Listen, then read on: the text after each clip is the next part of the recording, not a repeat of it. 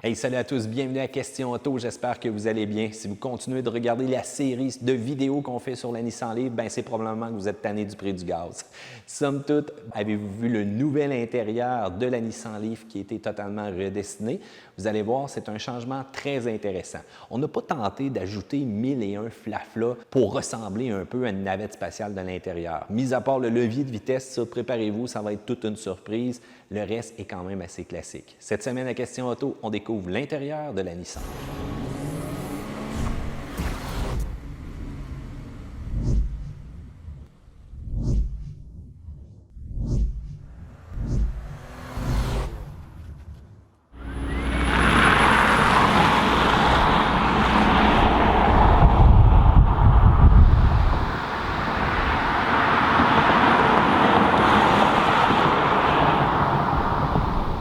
Dès qu'on ouvre la portière, on sent vraiment le vent de changement que la nouvelle Leaf a reçu.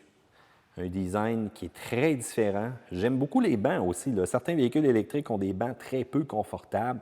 Quand on regarde un peu ceux-là qui sont comme en beau cuir, les belles perforations, les belles lignes qu'on a présentement aussi, très bien tissées. Et on va avoir une petite couleur bleutée aussi à l'intérieur de celui-ci. Un banc qui respire et un banc qui est très confortable. Les ajustements qui sont quand même de base cependant. Et on a un tapis marqué Leaf. Ça a l'air littéralement d'une serviette cependant. D'après moi, ça l'absorbe bien, on s'entend. Dans la portière, un peu plastique cependant, on a quand même certains matériaux un peu plus mous, mais je pense qu'on aurait pu faire un effort. L'espace de rangement est quand même assez mince aussi. Vous allez avoir un peu de plastique au niveau des boutons, ça nous rappelle quand même un Sentra. Rien d'épatant pour le moment. On a bien entendu l'écran qui est totalement différent de ce qu'on avait préalablement avec l'ancienne version de la Leaf. On a des matériaux qui semblent très conservateurs cependant.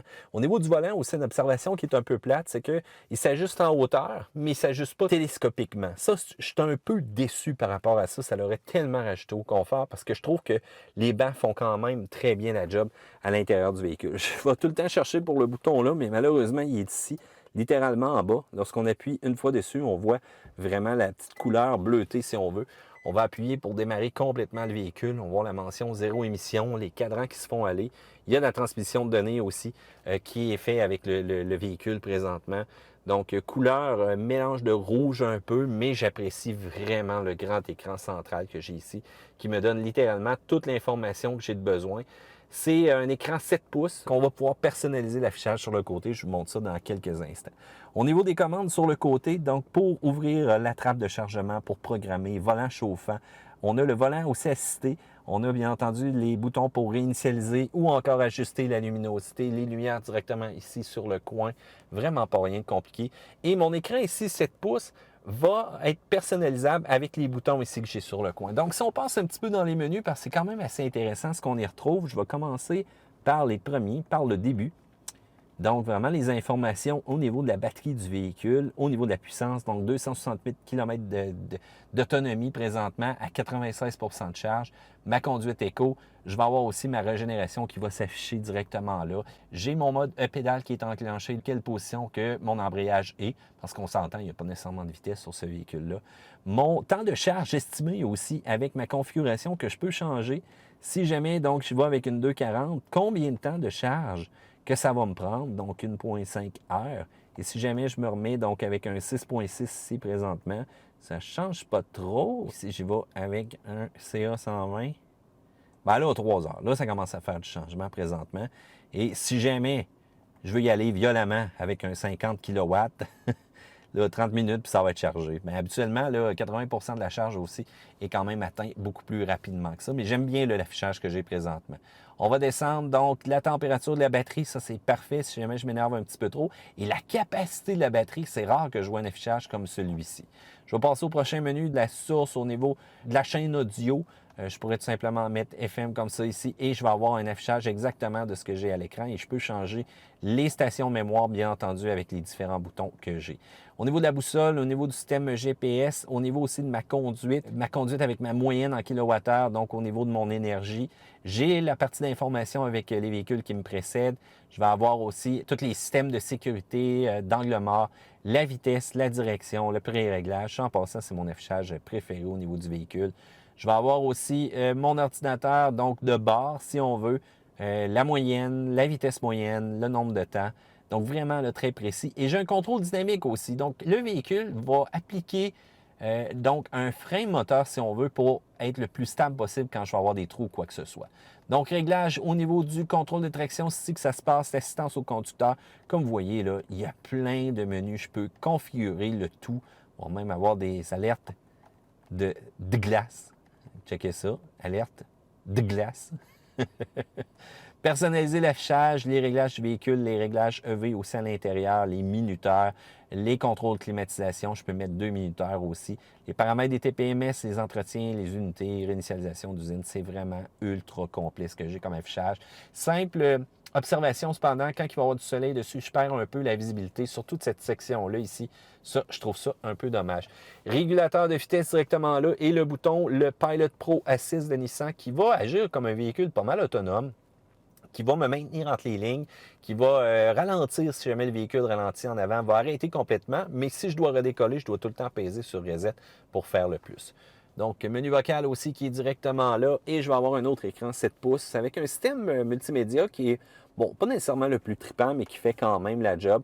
Au niveau des différents menus, je pourrais passer beaucoup de temps à l'intérieur cependant, mais je vais vous montrer quand même les menus de base. Donc, premièrement, le trafic, la météo. Là, présentement, la réception n'est pas super à l'intérieur. C'est pour ça que vous avez ça. Si vous tripez film ou autre, vous avez tout ça avec le SXM. Vous avez les postes de chargement. Et ce que je trouve cool, c'est qu'on peut rechercher avec des options. Donc, afficher les stations de charge rapide, uniquement ceux-là qui sont gratuits, uniquement certains qui acceptent X paiement. Donc, ça, c'est vraiment cool présentement.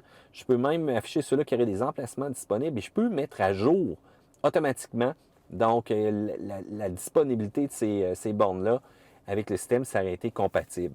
Climatiseur directement là, connexion téléphone, Android, Auto et Apple CarPlay sont disponibles. J'ai ma consommation d'énergie aussi que j'aime bien présentement. Donc, je vais avoir ma consommation en direct de kilowatts que j'ai. Je vais avoir aussi ma régénération. Donc, ça va être quand même très cool présentement. Tout le système Nissan Connect aussi, les services télématiques qui sont inclus, j'aime bien présentement. Caméra 360, donc quand même une bonne résolution, un peu petite cependant, mais quand même acceptable. Et on a un système de son Bose là, qui vient avec le véhicule présentement. Si je me déplace un peu en bas ici, donc j'ai tout le nécessaire pour la climatisation, je peux mettre en mode automatique. Je peux définir aussi un fameux timer si je veux.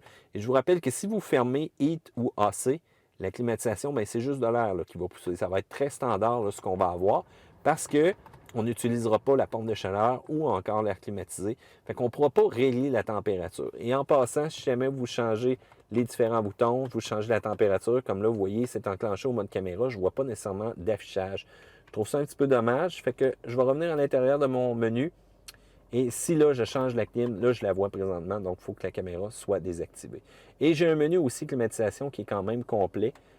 Climatiseur et auto, voilà. Donc, je peux avoir une vision un peu plus globale. Puis en passant aussi, info, zéro émission, vous avez les Nissan Connect Service, SXM Trafic, vous avez tout un peu les menus de tantôt que je vous ai montré, mais de manière un peu plus détaillée.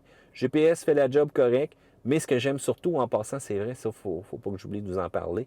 Dans la partie zéro émission, j'ai la distance parcourable. Donc, on voit vraiment comment que je peux faire de kilométrage si jamais je suis violent ou encore si vraiment je suis un peu têteux au niveau de ma conduite. Pour revenir à la climatisation, je vous rappelle donc toujours d'enclencher une pour avoir la température. Vous avez les sièges chauffants directement là, port USB, prise auxiliaire. Et vous avez la clé qui est vraiment de base présentement. Donc, je maintiens appuyé le bouton, je vais tout simplement pouvoir ouvrir mon port de charge. Petit espace de rangement avec une console en V comme ça. Un peu particulier, un peu le V-Motion qu'on continue. Bouton e-pédale qui est directement là. Et ça, ce bouton-là, donc, fait quand même la job. C'est ça qui va faire mon One Pedal Drive. J'ai un mode éco aussi que je peux enclencher. Sélecteur de vitesse que je l'appelle, mais bon, c'est sélecteur pour la marche avant ou la marche arrière. Et regardez-moi ça, c'est un peu particulier ce que j'ai présentement pour le sélectionner. Si je veux le mode B, je le maintiens. Si je veux le neutre, je maintiens comme ça. Et si je veux placer le véhicule en reculant ou encore le placer sur le parc, c'est comme ça que ça se passe. Ça prend un certain délai avant de réagir quand on démarre le véhicule. Frein de stationnement électrique, l'appui-bras qui est cependant un peu petit, qui offre une profondeur minimale tant qu'à moi. Le coffre à gants aussi qui est quand même assez mince, mais qui a tendance à se relever assez facilement. Un petit fini un peu différent au niveau du plastique. Donc, l'intérieur est quand même assez basique, hein, si on veut. Puis regardez au plafond, donc l'éclairage, les lumières, les pare-soleil, donc qui sont extensibles, mais on va utiliser des lumières halogènes standard. Vous avez quand même un bouton SOS ici directement en dessous, si jamais il y a un état d'urgence ou quoi que ce soit. Et vous avez aussi le miroir, donc qui vous en donne quand même un petit peu. Pour le reste, il y a, bon, il n'y a rien nécessairement d'épatant. Ce que je vais faire, je vais m'assurer de vous ouvrir aussi le capot. On va fermer le véhicule parce que c'est quand même un petit peu bruyant. On va fermer nos phares et regardons la section à l'arrière. Ce n'est pas nécessairement le véhicule qui nous offre le plus de place au niveau de l'assise. Cependant, ça, je vous le dis tout de suite, ça, c'est ma position de conduite régulière. Donc, un grand gars comme moi, c'est un peu serré, toujours les mêmes matériaux de plastique. Mais ce qu'on aime bien, c'est le siège en arrière qui est surélevé. Et là, regardez-moi ça, la partie plastique que je déteste. Ça, c'est pas trippant pour les enfants. Ce qui m'est arrivé cette semaine, c'est que ce petit morceau-là était tombé. Donc, ça a l'air quand même très fragile, ce petit morceau-là de plastique. Fait que si jamais vous avez un kid qui botte ça, d'après moi, vous allez le rechanger souvent, puis ça a l'air à bouger un petit peu. Au niveau des sièges, c'est possible de les abaisser. Cependant, ça laisse vraiment un bel espace qu'on a présentement avec le coffre. Et si vous n'avez pas avancé comme il faut votre banc à l'avant, eh bien, ça va être tout simplement immobilisé. Ça va être un petit peu difficile à jouer avec l'espace qu'on a à l'intérieur. Puis regardez là, le gap, regardez l'espace que ça crée. On n'a pas un bel espace de chargement plat. Donc, vous avez le sac en arrière ici, système de son, puis le reste en dessous, c'est vraiment basique. Ne cherchez pas de pneus de secours présentement sur ce véhicule-là. Allons voir dans le capot qu'est-ce qu'on retrouve. Là, malheureusement, j'ai ouvert mon port de charge. On va juste ouvrir le capot. Motorisation purement électrique. Batterie standard. Puis le reste, c'est vraiment dépourvu là, de quoi que ce soit. Là. On n'a vraiment pas une mécanique qui est complexe comme ça ici. Vous allez voir, ça a tellement de couple, un véhicule comme ça. C'est ça qui est le fun avec un véhicule électrique. J'avais l'impression de fermer deux capots. Voyons voir un dernier aperçu de l'intérieur. C'est quand même sobre, un peu plastique cependant.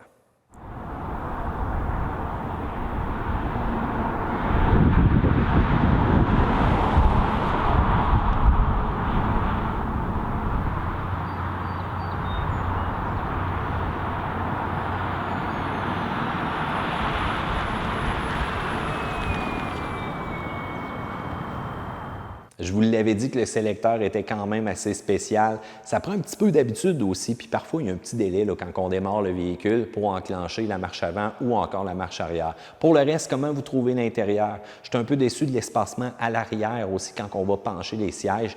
Oubliez-le, le plancher plat. Section commentaires ci-dessous, je veux savoir qu'est-ce que vous en pensez. Pouce en l'air parce que vous aimez ça. Abonnez-vous à Question Auto. N'oubliez pas Car Question aussi, hein, parce que c'est là qu'on va mettre les accélérations de la Nissan Leaf. Je vous rappelle qu'il va y avoir une autre vidéo, et là, on va parler comportement routier et bien entendu des spécifications. À plus, gang!